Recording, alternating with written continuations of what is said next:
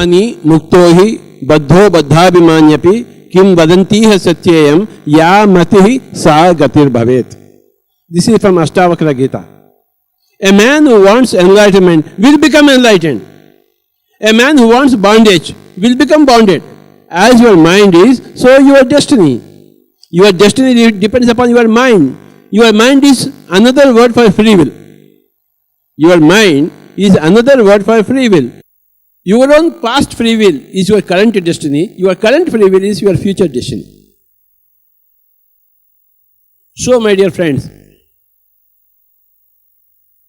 remove from your mind that there is somebody sitting over you, writing your destiny. There is no God over you. You are the God for yourself.